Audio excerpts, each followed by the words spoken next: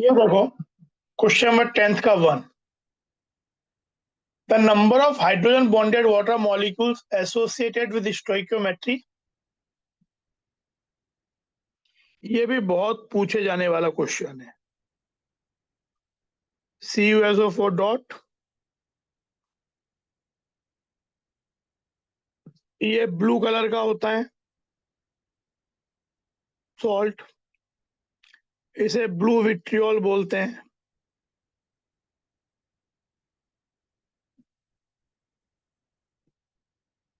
और इसका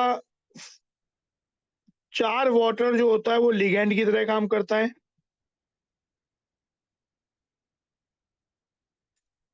और एक वाटर हाइड्रोजन बॉन्डेड होता है। ये स्क्वायर प्लेनर होता है। इसमें एक अनपेक्ट होता है लेकिन जो कि पी में चला जाता है डी से, कॉपर के, तो म्यू की वैल्यू इसकी √3 होती है। और पूरा स्ट्रक्चर का देखा जाए, जैसे आंसर तो यहाँ 1 हो गया, the number of hydrogen bonded water molecules is 1। Answer तो 1 है ये चीज। और स्ट्रक्चर्स का ऐसा बनाया जाता है,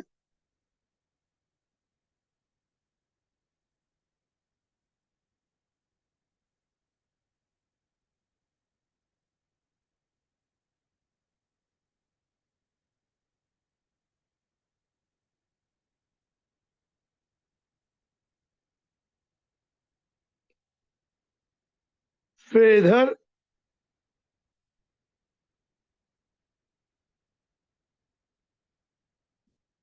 ये हाइड्रोजन बॉन्ड है, और सल्फेट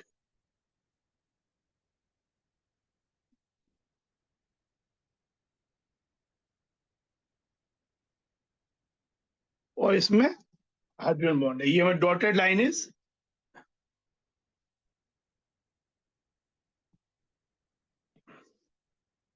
तो ये वाला जो वाटर मॉलिक्यूल है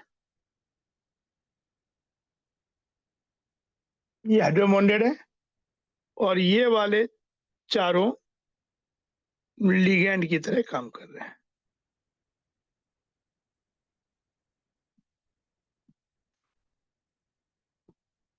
तो ये इसके बारे में बातें। आंसर यहाँ पे 1 हो गया। इंपॉर्टेंट है, काफी बार आता रहता है।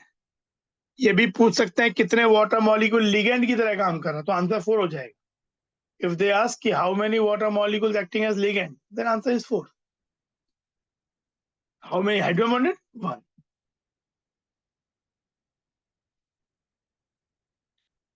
ये देखो, इसमें 10⁻⁹ नहीं है, -19 है। TiH2O6 3+ absorbs light of wavelength 498 nanometer during a DD transition. The octahedral splitting energy for the above complex is।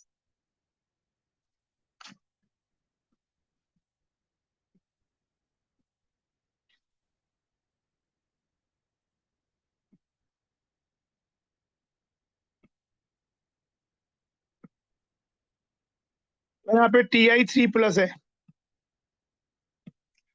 Scandium titanium, titanium का होता है एटॉमिक नंबर 22, 4s2 3d2, 3 चलेगा तो 3d1 रह गया।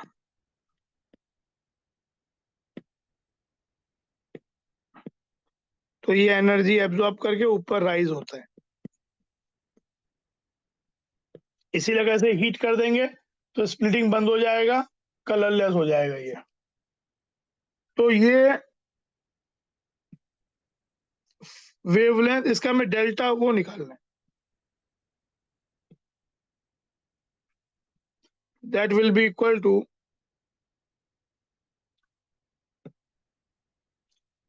hc/λ absorb. तो 6 पॉइंट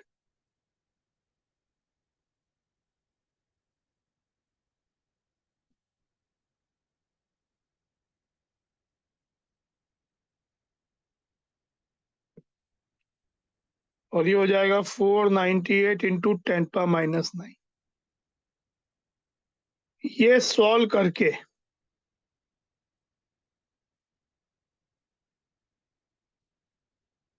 ऐसा आता है, तो इसका जो नियरेस्ट इंटीजर आंसर यहाँ होगा,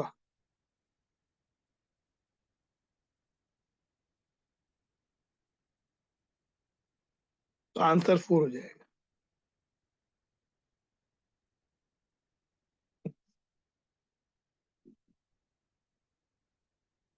ये हो गया।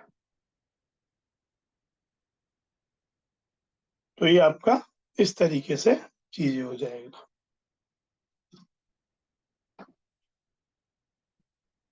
कुछ बातें क्योंकि ये बुक में दिया हुआ भी है TiH2O6, तो TiH2O6 में देखो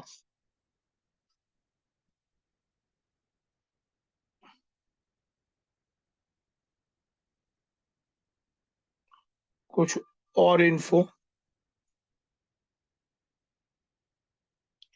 जो TiH2O6 है,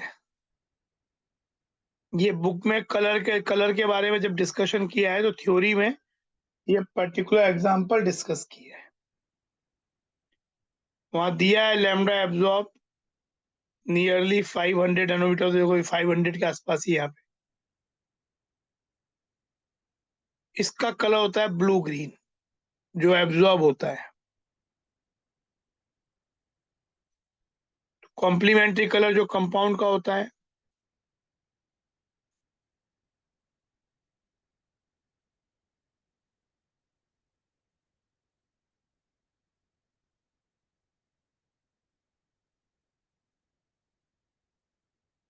ये रेड पर्पल हो जाता है।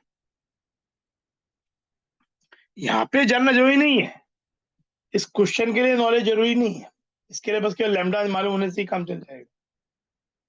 लेकिन बुक में क्योंकि ये स्पेसिफिकली डिस्कशन किया गया है, तो और भी चीज पूछ सकते हैं भाई, जैसे पहले ग्राउंड स्टेट है, ग्राउंड से एक्साइट हो जाता है। फिर एक है TI,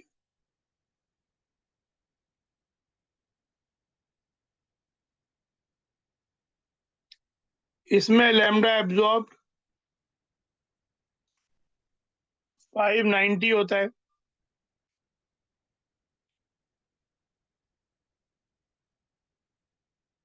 जो कि येलो कलर का, इसका कलर हो जाता है violet.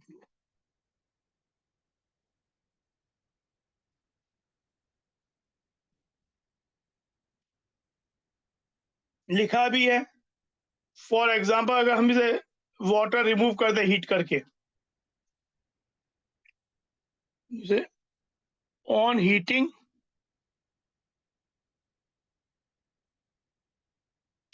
It loses water splitting, फिर नहीं होगा कि वाटर स्प्लिट करता है लिगेंड की तरह काम करके,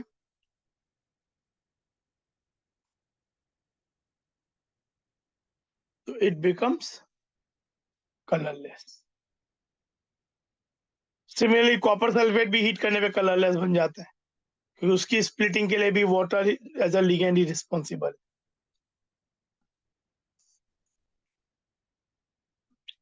फिर ये देखो एक्वारेजिया, एक्वारेजिया के लिए कुछ बातें देख लो, ये भी एक important.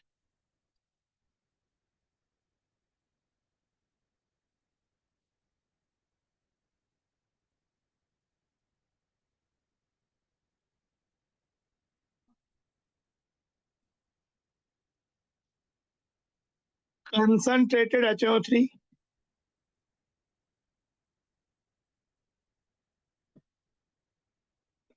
Plus concentrated HCl, noble metal को डिसॉल्व करने के लिए एक सॉल्यूशन होता है 1:3 वॉल्यूम बाई वॉल्यूम रेशियो में,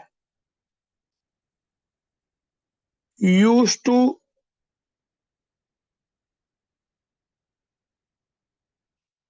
dissolve noble metals like gold and platinum, जो नॉर्मल अकेले कंसंट्रेट HCl में SO3 में डिजोल्व नहीं होते हैं, यहाँ पे रिएक्शंस इन्वॉल्व होती हैं।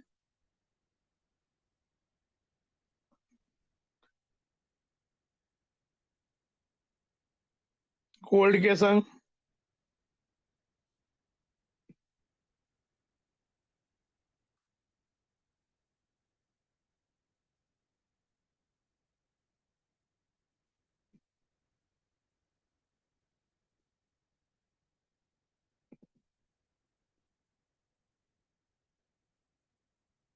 AU 0 से +3 में ऑक्सीडाइज हो गया,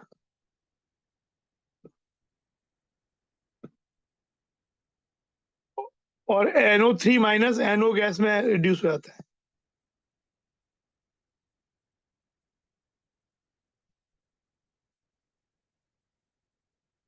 सिमिलरली प्लेटिनम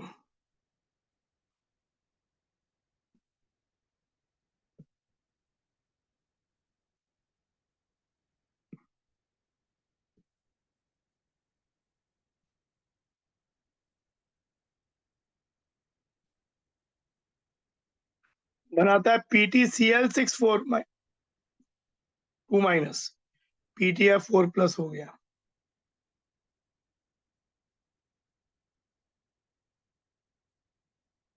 +4 NO, यहाँ भी NO गैस निकलता है।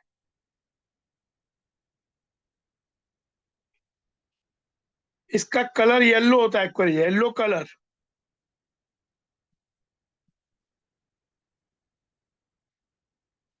Of aqua regia is due to the presence of NOCl and Cl2। Cl2 greenish yellow होता है, NOCl येलो होता है।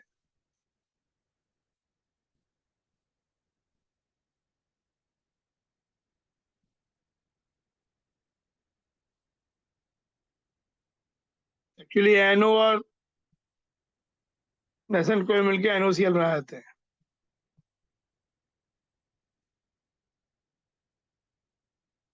तो ये चीज है आपकी। तो यहाँ पूछा कि गैस इवॉल्व कौन सी होती, answer is NO,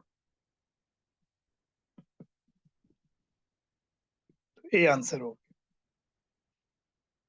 but important ये इंफॉर्मेशन भी है। पूछ सकते हैं गोल्ड किस में बदल जाता है, AuCl4 माइनस में। प्लेटिनम डिजोल्व होके कौन क्या कॉम्प्लेक्स में आता है, PtCl6 माइनस। ग्रीनिश कलर जो येलो कलर है किसके कारण है, तो ये सब चीजें।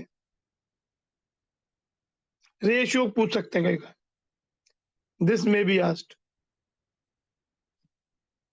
HCl किस रेशियो में रहते हैं, वॉल्यूम बाय वॉल्यूम, या IIT JEE में एक बार मल्टीपल चॉइस में कुछ पूछा गया, उसमें वन ऑफ द चॉइस ये था भी।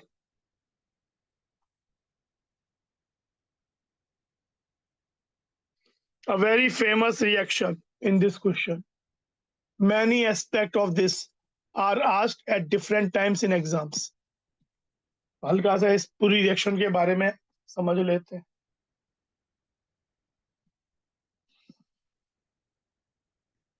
When concentrated HCl is added to aqueous solution of COCl2, COCl2 का जो एक्वा सॉल्यूशन होता है उसमें ये सॉल्ट इस फॉर्म में मिलता है,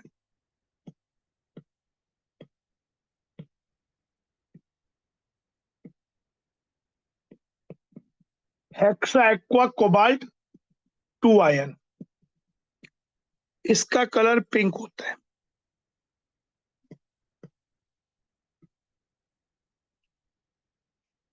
रेडिश पिंक बोल रहे हैं।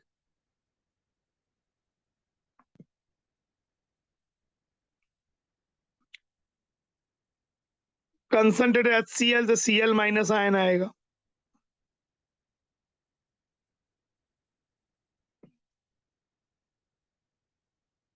इससे ये कॉम्प्लेक्स बनता है, ये ब्लू कलर का होता है। बस Cl माइनस रिप्लेसेस वाटर, और ये रिएक्शन एंडोथर्मिक होती है। इतनी बातें इसकी मालूम होनी चाहिए। अब कुछ बातें और। तो पहले तो यहां तो यही काम खत्म हो गया, ये डीप ब्लू बन जाता है, ये डीप ब्लू मतलब इसी की बात कर रहे हैं। ये इन्फॉर्मेशन यहाँ तो बुक में दे दी बहुत कुछ, वहां पे मतलब कलर वलर भी बताते नहीं है कई का क्वेश्चन में। तो ये जितनी चीज सब याद हो उतना अच्छा है। कभी कुछ दिया होगा, कभी कुछ नहीं दिया होगा, कुछ पूछा होगा। तो यहाँ तो आंसर हो गया ये COCl4 2 माइनस। अब एक एक करके कुछ और बातें। ली शैटेलियर प्रिंसिपल को स्टडी करने का ये एक बहुत अच्छा एक्सपेरिमेंटल रिएक्शन है।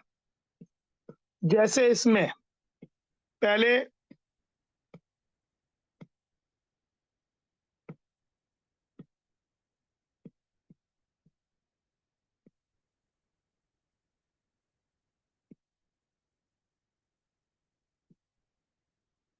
मतलब एक्सपेरिमेंटली डेमोन्स्ट्रेट करने के लिए यूज किया था। कैसे?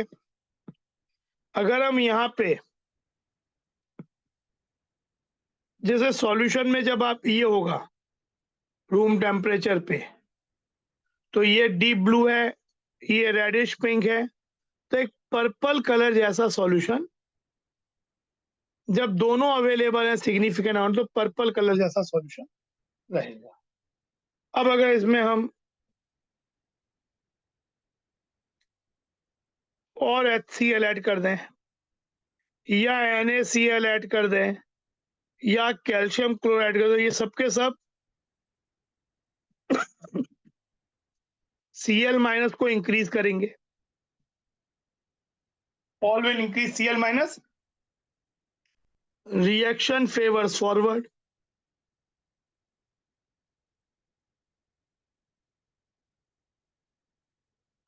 and hence solution become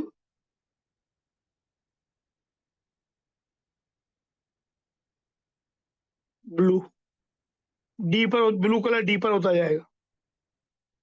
तो रिएक्शन फॉरवर्ड जा रही है, और ये हमें भाई ली शैटेलियर प्रिंसिपल से हम एक्सपेक्ट भी ये करते हैं कि रिएक्टेंट ऐड करने पर रिएक्शन फॉरवर्ड जाती है, और यहाँ वो एक तरह से एक्सपेरिमेंटली कलर चेंज होकर हमको सजेस्ट हो रहा है।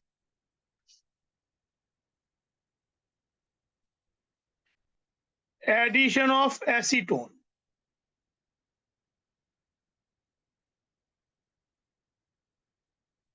एसीटोन क्या होता है?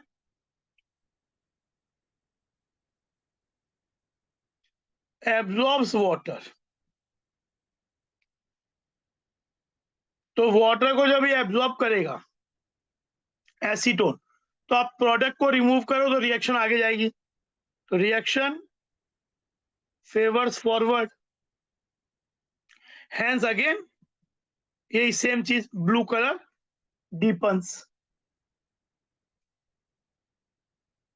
Then addition of silver nitrate. Silver nitrate क्या करेगा? सिल्वर नाइट्रेट इन क्लोराइड्स को रिएक्ट करके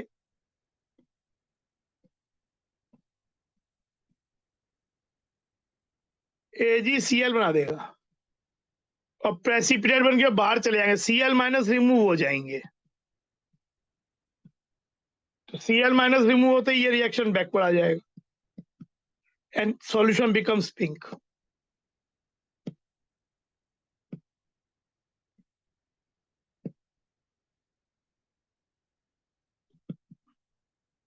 फिर addition of water,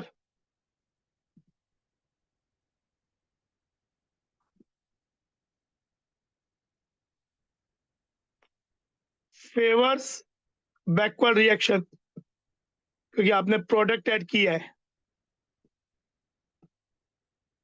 hence solution turns pink.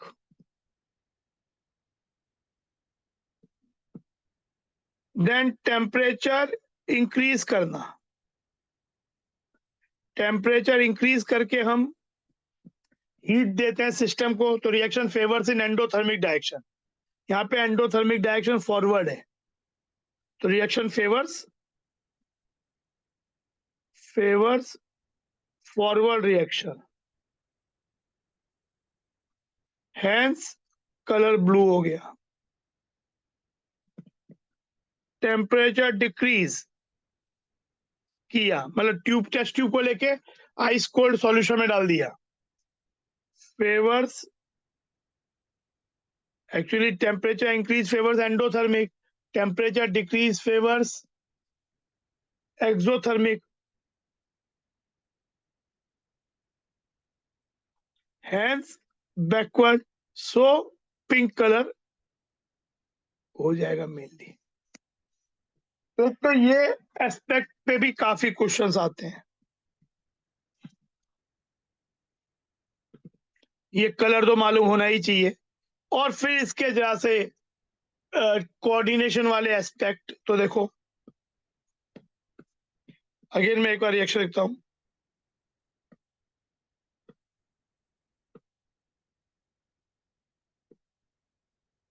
Water is a weak field ligand. Chloride is a relatively stronger one.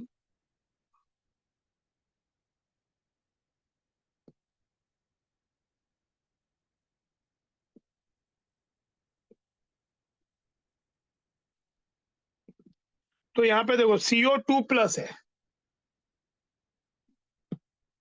CO2 plus is D7, तो ये आपका हो जाएगा वाटर वीक फील्ड लिगेंड है।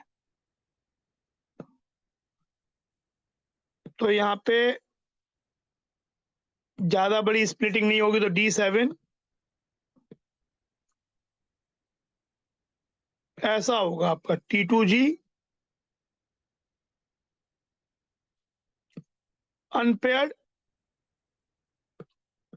3 μs √15 3 प्लस 2। तो ये आपका हो गया ऑक्टाहेड्रल, और हाइब्रिडेशन आउटर ऑर्बिटल होगा sp3।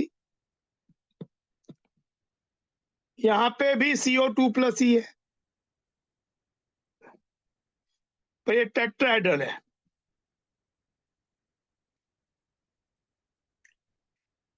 यहाँ भी Cl की स्प्लिटिंग बहुत ज्यादा नहीं होती, Cl is also weak field ligand with respect to cobalt. तो इधर लेकिन टेट्राहेड्रल ऐसा हो जाता है।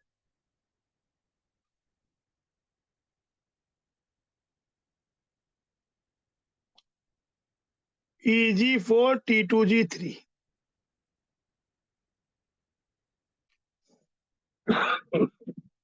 एन यहाँ पे भी 3 है, μs पैरामैग्नेटिक है ना, √15 पैरामैग्नेटिक, टेट्राहेड्रल है,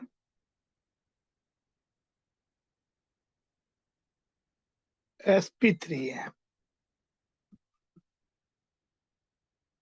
एक बात और दी एनसीईआरटी में कि क्योंकि ये टेट्राहेड्रल है, तो टेट्राहेड्रल में तो आपका जो ये होता है एच डेल्टा टी, जो स्प्लिटिंग होती है वो यूजुअली ऑक्टाहेड्रल से कम होती है, टेट्रा स्प्लिटिंग कम होती है। तो यहाँ पे ये स्प्लिटिंग कम होने के कारण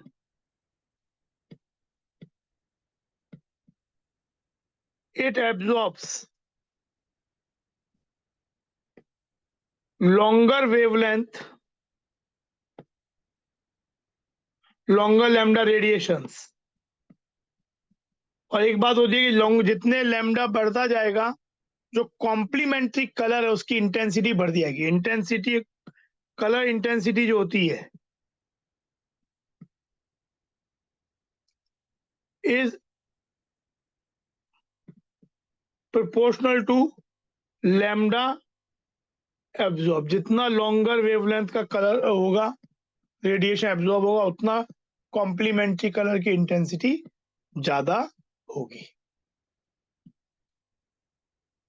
तो ये चीज, तो ये इस रिएक्शन के बारे में बहुत से पॉइंट्स हैं जिस पे डिफरेंट समय पे डिफरेंट वे में क्वेश्चंस पूछे गए भी हैं।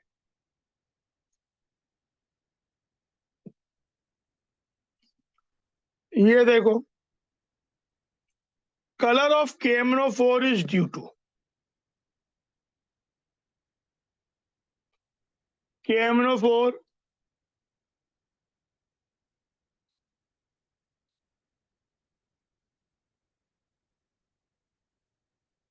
ऐसा है, MnO4 माइनस, पर्पल कलर का होता है, काफी डीप पर्पल होता है, तो ऑलमोस्ट ब्लैक जैसे नजर आता है। सॉल्यूशन बनाने के बहुत डार्क में पिंक हो जाएगा। ये D3S होता है, एमेनिया, टेट्राहेड्रल इसका अरेंजमेंट और शेप है, पर इसमें ये सब तो सिग्मा बॉन्ड तो है ही, कोऑर्डिनेशन जो बनते हैं, पर संग में मैट यहाँ पे ligand to metal pi bond भी बनता है।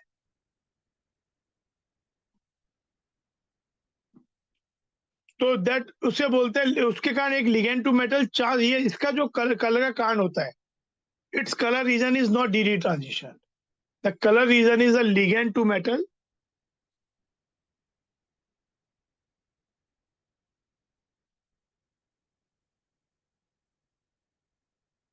Charge transfer, L2M। सही है,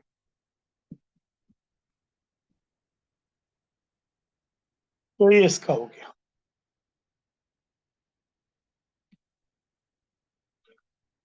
ये देखो, ये एनसीईआरटी बुक में एक अलग से नोट दिया हुआ है बॉक्स में, उस पे बेस्ड क्वेश्चन है। The transition metal ions responsible for colour in ruby and emerald are, ruby जो होता है वो रेड कलर का होता है, मेनली उसके रेड कलर के लिए, मेनली इसका जो इसमें जो होता है वो Al2O3 होता है। पर इस Al2O3 में जो इसके ऑक्टाहेड्रल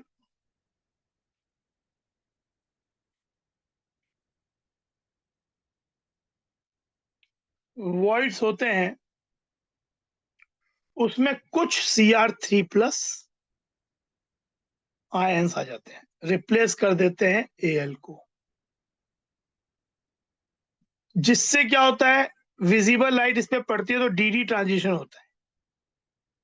DD ट्रांजिशन गिव्स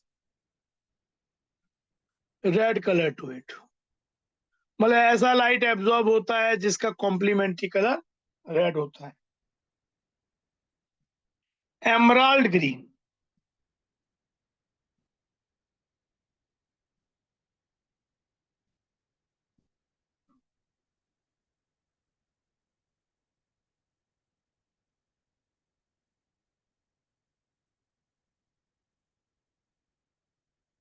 इसमें मेनली क्या होती है, जिससे जो उसका मेन कॉन्स्टेंट है होता है बेरिल,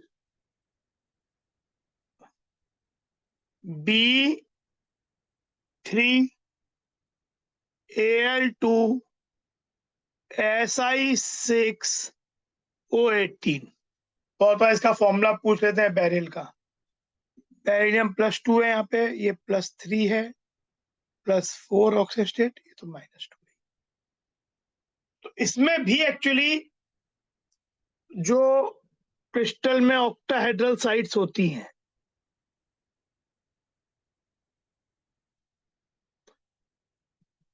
कुछ Cr3+ आ जाते हैं, Al3+ और को रिप्लेस करके Cr3+ आ जाता है,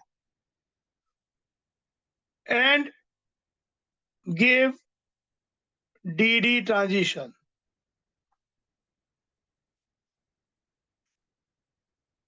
यहाँ पे लैम्डा एब्जॉर्ब स्लाइटली लॉन्गर होते हैं,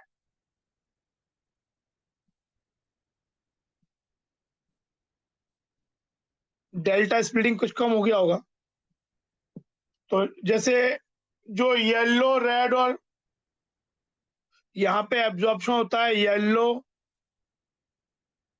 रेड, ब्लू रीजन का, और जो ये लाइट एमिट करते हैं, ट्रांसमिट, जो हमको नजर आता है ग्रीन। तो इसमें बात क्या है समझने की, कि दोनों के ही कलर के लिए रिस्पॉन्सिबल कौन सा फॉरेन पार्टिकल है, फॉरेन आयन है, जो कि ट्रांजिशंस देते हैं यार, दोनों के लिए ही रिस्पॉन्सिबल क्रोमियम 3+ ही है। तो ये चीज,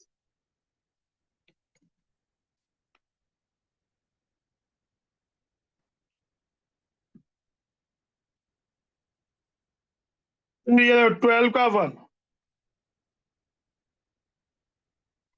homoleptic octahedral complexes of a metal ion M3+ with 3 homoleptic complexes वो होते हैं जिनमें एक जैसे लिगेंड होते हैं, monodentate ligand L1, L2 and L3। मतलब आपके पास एक कॉम्प्लेक्स है ML1 6, एक है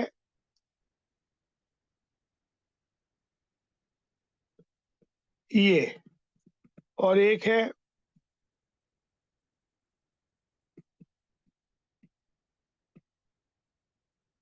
तो इतने से ये बात समझ में आती है। They absorb wavelength in the region of green, blue and red. ये ग्रीन लाइट को एब्जॉर्ब करता है, ये ब्लू को एब्जॉर्ब करता है, ये रेड को एब्जॉर्ब करता है। लैम्डा एब्जॉर्ब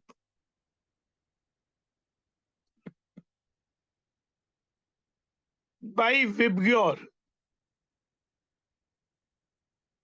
हम जानते हैं कि वेवलेंथ वायलेट से रेड बढ़ती है, यानी इसमें लैम्डा जो है सबसे ज्यादा किस केस में हुआ, इसमें। तो लैम्डा ऑफ कॉम्प्लेक्स, इसे कॉम्प्लेक्स 3 बोल देते हैं, 2 और 1।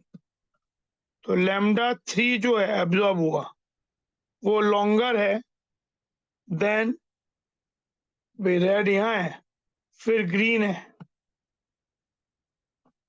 Then lambda 2। जितना ज्यादा लैम्डा एब्जॉर्ब होगा स्प्लिटिंग उतना कम होगा, यानी स्प्लिटिंग जो हुई लेस है।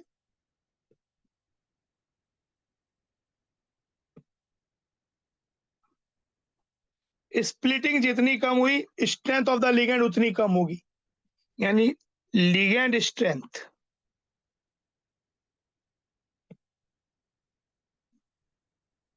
L3 कम है देन L1 देन L2। तो ये लिगेंड स्ट्रेंथ की बात ही कर रहे हैं पूछ रहे हैं। और इंक्रीजिंग होना पूछो तो आंसर ए हो गया, L3 less than L1 less than L2। इस तरह से ऐसे प्रॉब्लम को आप डील,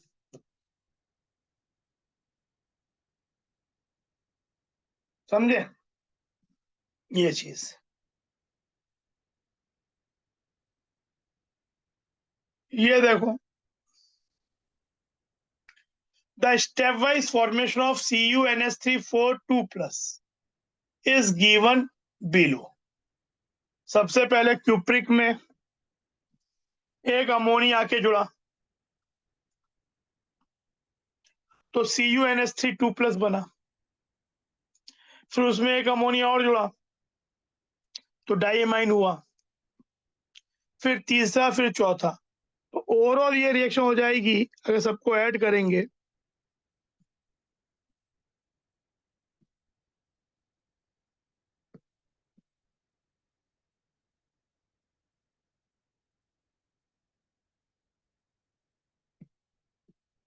और इसका K हो जाता है K1 इंटू K2, क्योंकि सबको ऐड करने से K मल्टीप्लाई हो जाएंगे।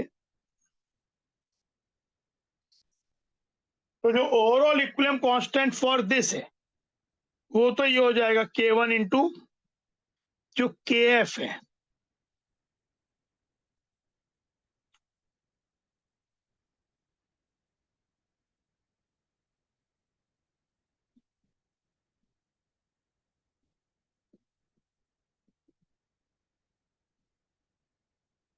दैट इज ये वैल्यू 7.9 ऐसे आती है। पर हमसे पूछा क्या गया है, the overall equilibrium constant for the dissociation of this, हमसे पूछा ये गया है।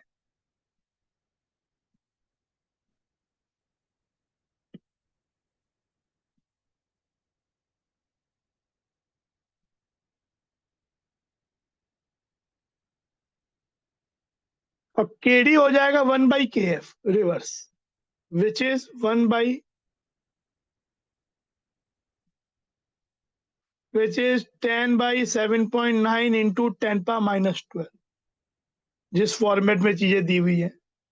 तो ये वाली वैल्यू सॉल्व होके आती है 1.26। ऐसा तो ये 1.26 हमें नियरेस्ट इंटीजर चाहिए, तो नियरेस्ट इसकी वैल्यू आएगी, आंसर 1 होगा।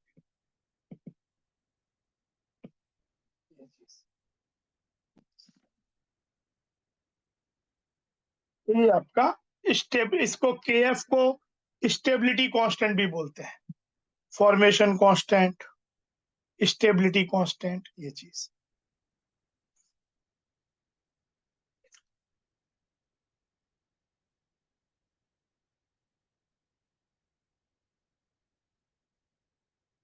ये देखो,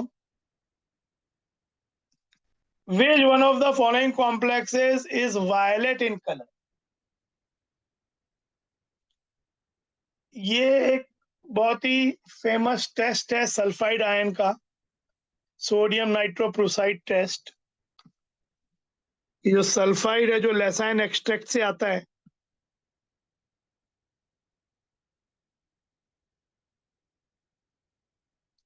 in the form of sodium salt. Organic compound में अगर सल्फर है तो ऑर्गेनिक कंपाउंड को पहले उसको सल्फर को सोडियम सॉल्ट में ले आते हैं जिससे वो सॉल्युबल हो जाए। फिर आपका होता है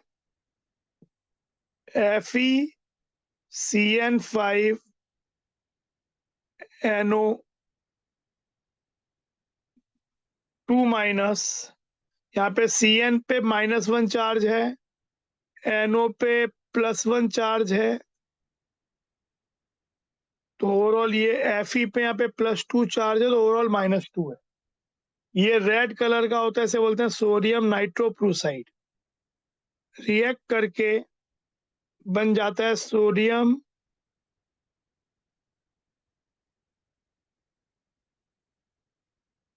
अब यहाँ पे NOS ओवरऑल -1 हो जाता है, ये -1 रहा, ये +2 ही रहा, पर ये ओवरऑल यहाँ पे 4 माइनस हो जाता है। इसे बोलते हैं सोडियम थायोनाइट्रोप्रोसाइड।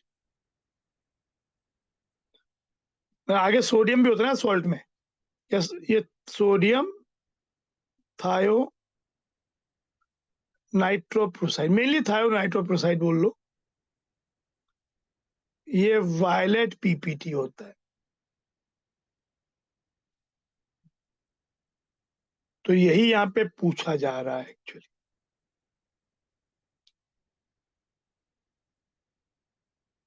यही पूछा जा रहा है।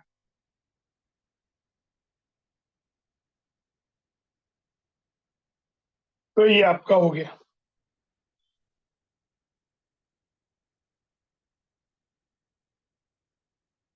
ये देखो, कंसीडरिंग दैट कि जो स्प्लिटिंग है वो पेयरिंग एनर्जी से ज्यादा है, जब स्प्लिटिंग पेयरिंग एनर्जी ज्यादा होती है तो pairing is favoured rather than electron ऊपर के लेवल में जाए। द मैग्नेटिक मोमेंट इन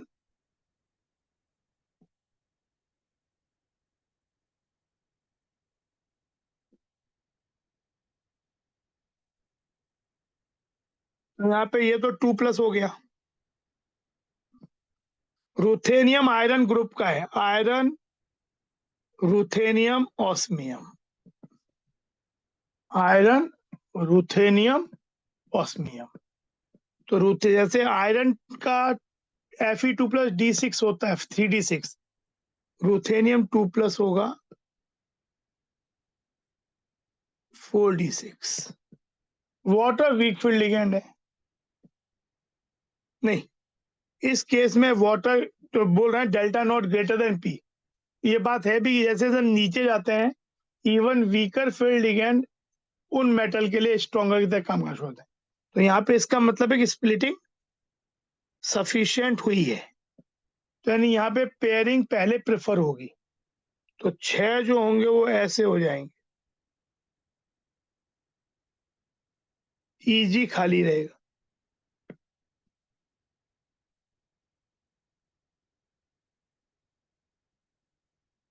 तो इधर इसका जब कोई अनपैक्ड नहीं है तो म्यूएस कितना हो जाएगा, 0, डायामैग्नेटिक, आंसर विल बी 0।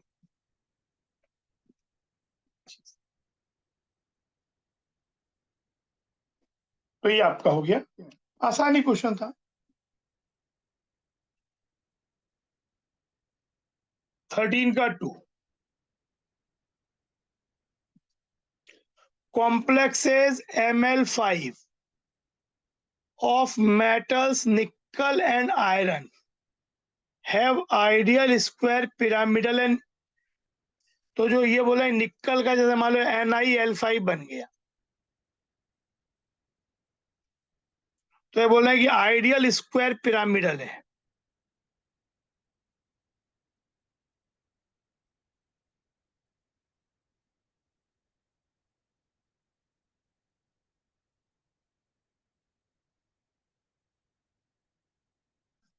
ये और जो आयरन के संग है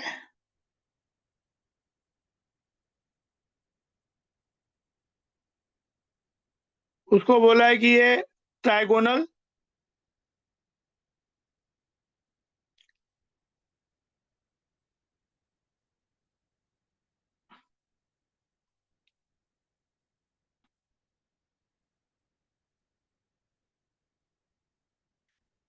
बाई पिरामिडल है।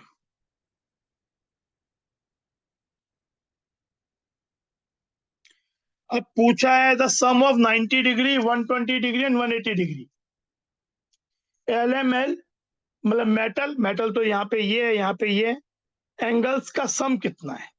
तो पहले देखो 90 डिग्री कितने हुए, यहाँ पे 90 डिग्री, ये वाला 90 है, प्लेन में ये 90 है, ये 90 है, ये 90 है, फिर ये और ये 90 है, ये और ये 90 है, ये 90 है, ये भी 90 है।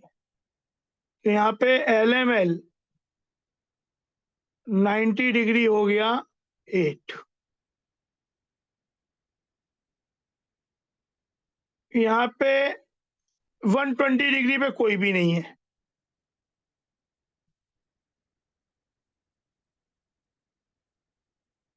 और LML 180 डिग्री पे कितना है, ये वाला और ये वाला 2। सिमिलरली इधर 90 डिग्री पे ये और सिमिलरली ये वाले भी, एक्सियल और इक्वेटोरियल वाले जो है वो आपस 90 डिग्री पे होते हैं।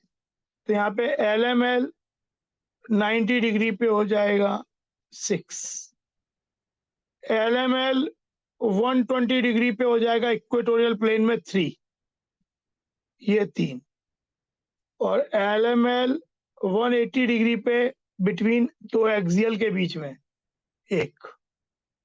अब हमें इसका सबका सम चाहिए, सम तो सीधा सम ही कर दो बस, और क्या, 20 आ रहा है, 8 2 10, 6 3 8, 6 3 9 और 1 10, तो सम करने पे आंसर 20 आ जाएगा।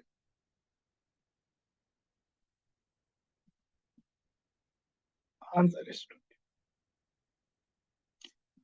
तो ये हो गया।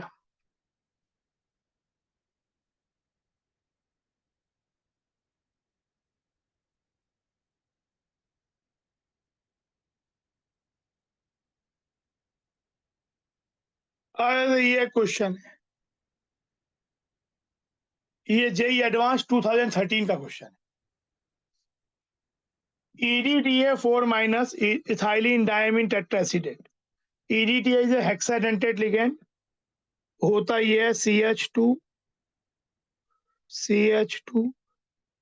ये वाला जो होता है वो इथाइलिन डायमीन होता है, डाइडेंटेट लिगेंड,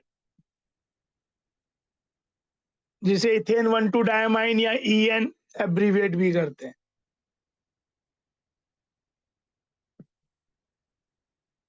लेकिन अगर इन H को हटा के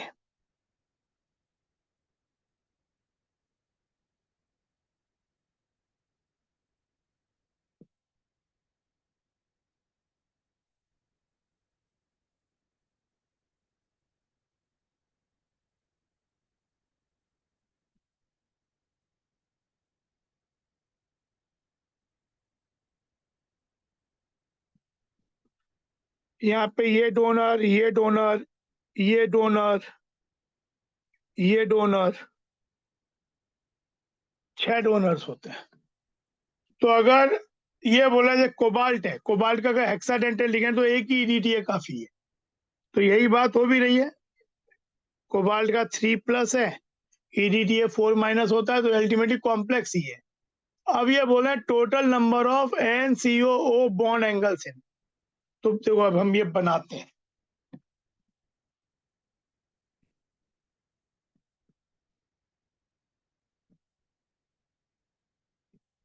ऑक्टाहेड्रल कॉम्प्लेक्स है,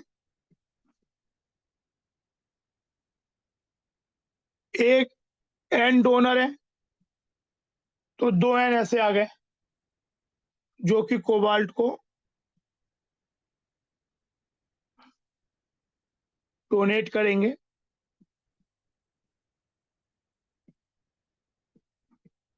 इनके बीच में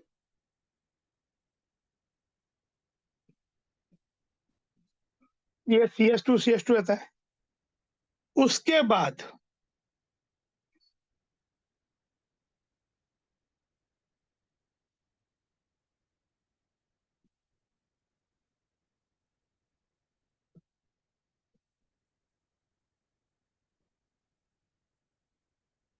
ये ऐसे डोनेट करेगा। सिमिलरली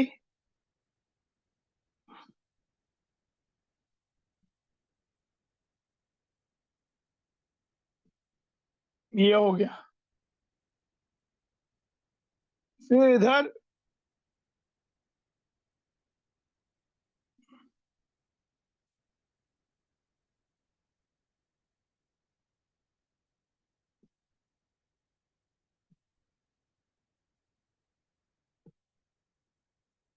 और इसमें भी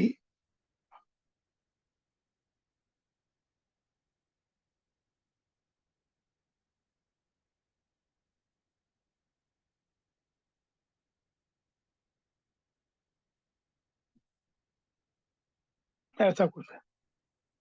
तो ये तो बन गए इस तरह से, एक ही से सब चीजें आ गई, ऑक्टाहेड्रल कॉम्प्लेक्स। अब पूछा क्या है, पूछा है NCON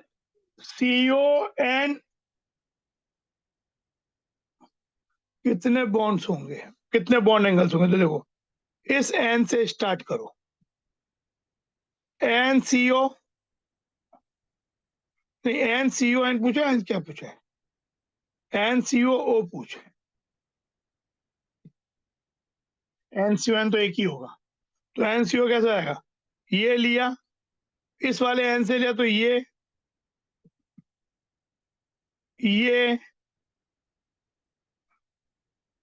ये पूरा वाला NCO और ये, तो इस N से NCO 4 बनता है। सिमिलरली इस वाले को देखें तो फिर वही NCO, NCO ये वाला और ये वाला, इससे भी 4 बनता है, बस। तो टोटल 8 हो जाएगा।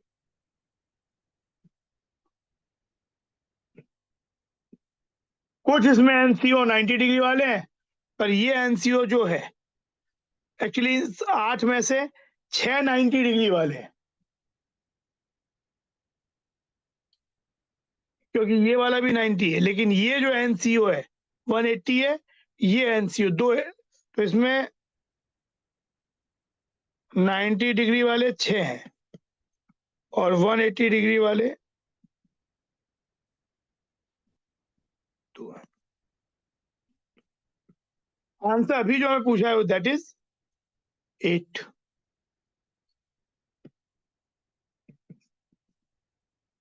आ गया।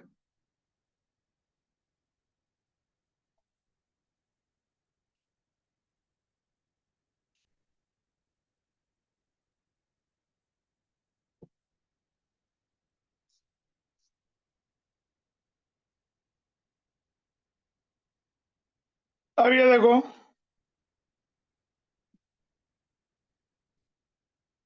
Identify the correct trend given below.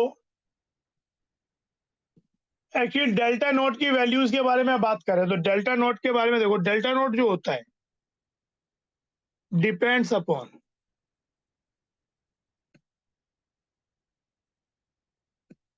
जो स्प्लिटिंग है। पहला तो स्ट्रेंथ ऑफ लिगेंड, सबसे मेजर तो वही कारण होता है।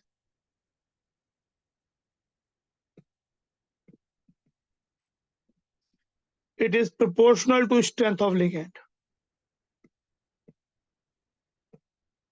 स्ट्रेंथ के लिए मैंने आपको एक न्यूमोनिक बताया है, I brought some colorful sweets from home containing water. निश्चय ate them amicably in night canteen corridor. पुराने वाले क्वेश्चन देखोगे तो मिलेगा, ये क्लास में बताया है। Then delta naught is proportional to charge on metal ion. Metal ion पे चार्ज ज्यादा होगा तो बाकी सब चीजें का सेम भी हो, चार्ज बढ़ेगा तो स्प्लिटिंग बढ़ेगी मेटल पे।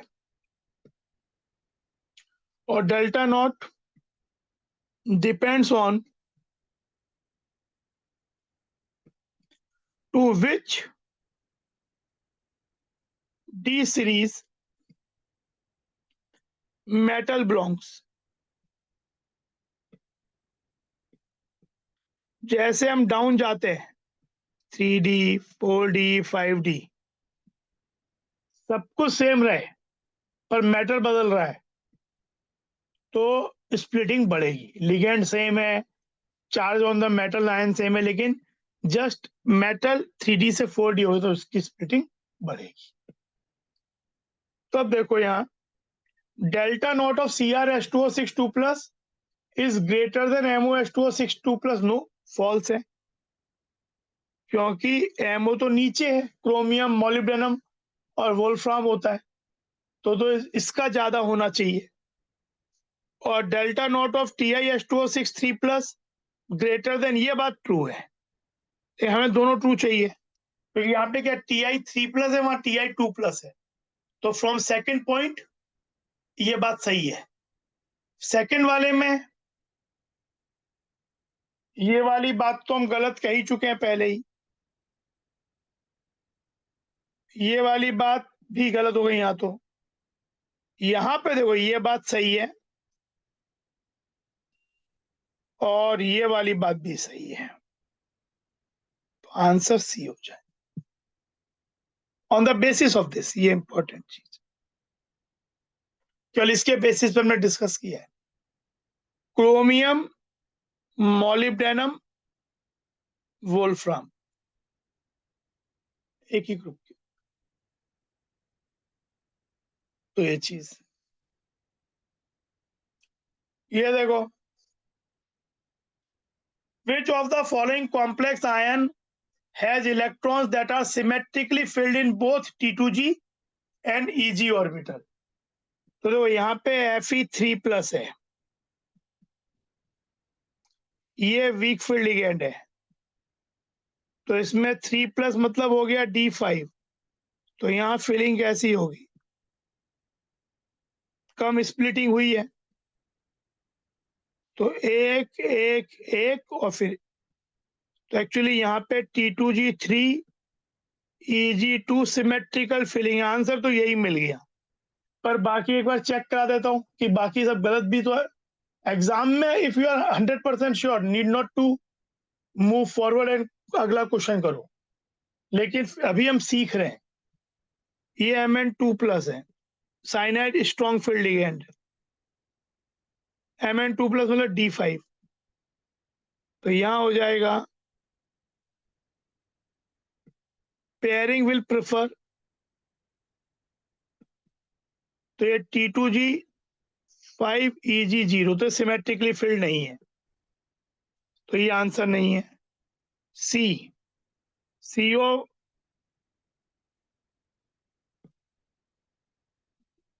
यहाँ CO3+ है, ये वीक फील्ड लिगेंड होता है। CO3+ मतलब D6, पर वीक फील्ड लिगेंड है, तो इसमें भी सिमेट्रिकल फिलिंग नहीं है। और CO यहाँ 2+ है, यानी D7, स्ट्रॉन्ग फील्ड लिगेंड होता है अमोनिया यूजुअली, तो ये हो जाएगा D7 का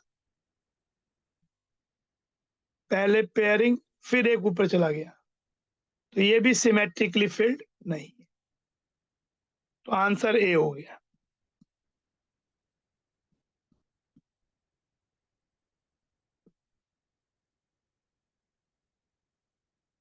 Which of the following compound is not colored yellow?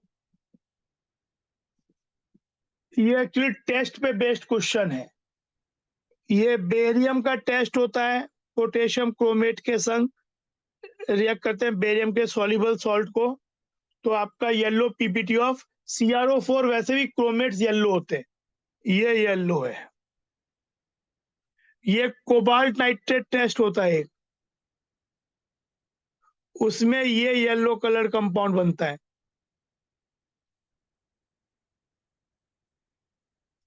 और एक AS3+ का आर्सेनिक का टेस्ट होता है, जिसमें ये वाला कैनरी येलो बनता है।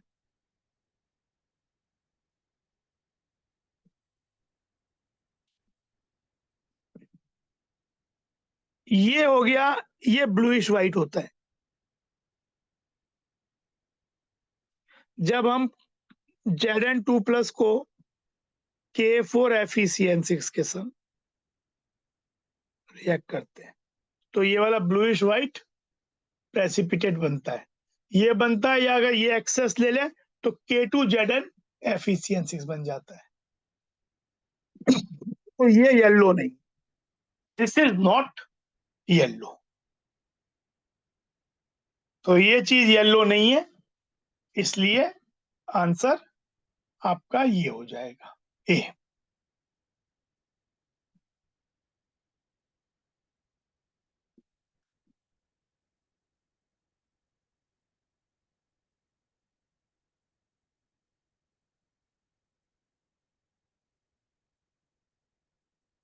तो ये हमारा 14 क्वेश्चंस तक हो गए।